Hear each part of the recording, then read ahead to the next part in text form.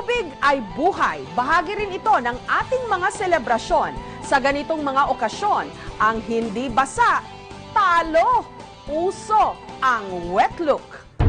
Tuwing sasapit ang 3 huling araw ng Hunyo, sa tinaguriang ikatlong pinakamalawak na ilog sa Pilipinas, ang Pampanga River, nagsasama-sama ang 150 hanggang 200 mga bangka para sa taunang pista ng kauna-unahang apostol at Santo Papa ng mga Katoliko, si Saint Peter o kung tawagin nila rito, si Apong Iru. Sa kalsada, buhos ang mga tao. May mga nagwawagayway ng mga sanga ng puno. Ang ilan naman may dalang water gun.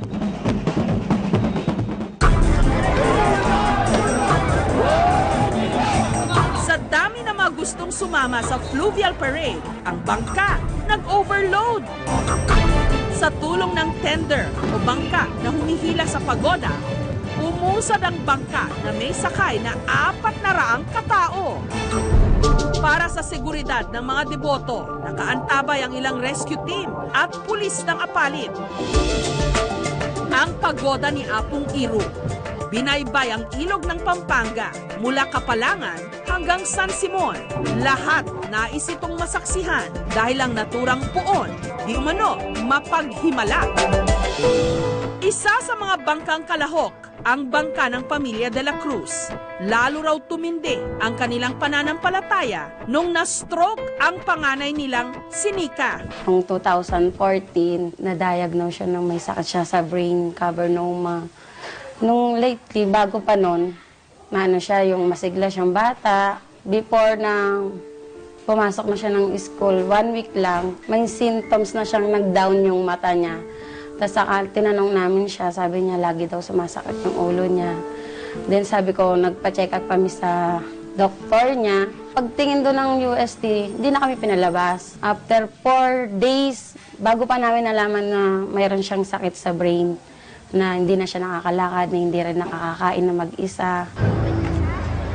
Matapos daw nilang manalangin kay Apong Iru, kinabukasan, laking gulat nila nung di umano si Nika biglang nakalakad. Nung nakarating kami ng simbahan ng alas 12 ng gabi, sakto, nawalan ng ilaw. Doon tapos maya-maya, nagbukas din. Pag uwi namin dito ng 29 ng umaga, nagulat kami. Si Nika naglalakad na. On studies, ang children has a higher chance ng recovery compared sa adults. However, it is still case-to-case basis. At hindi lang daw yan ang ipinamalas na milagro ni Apong Iru. Dahil taong 2002, dito sa Kapalangan, nasunog ang buong bahay na pinaglalagyan kay Apong Iru.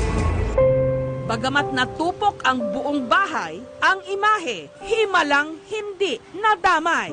Dito po nakatira yung si Apo Iru na nasunog noong July 22, 2002. At sila lang po ang nalibre na hindi nasunog. Kwento ni Seng, caretaker, pati siya, napaghimalaan na raw ni Apong Iru. Nakatikim ko ng aksidente, car accident. Nabali, ang pamilya ko kasama, nabali ang hita ko. Nung nasa ospital ako, nagpakita sa akin sa panaginip yan. Dito ako pinauwi sa kanya. Umiiyak ako dahil hindi na ako nakapagsalita eh. Uungon lang. Sabi ko, pagalingin mo ako. Hindi na kita iwan ng kailanman. Ay, pangalawang araw nakapagsalita ako. Naigalaw ko pa ako. Yan, yun ang imanan binigay sa akin ni Apo. Gawa ang puon sa purong ivory. Sinlaki ng tao. Ang damit, korona, singsing at kwintas nito, gawa raw sa ginto. Ang kadalasang kinukuha na magburda ng suot ng santo, si Aling Baby. Humigit kumulang 30 taon na raw niya itong ginagawa. Mano-manong binuburda ni Aling Baby ang damit, gamit ang gintong sinulid na nanggaling pa raw ng Japan at China. Dagdag pa niya, ang halaga raw nito, umaabot ng 25 to 40,000 pesos. Yun nga lang, dahil magarbo ang damit ng santo, marami rin daw ang nagtatangkang nakawin ito.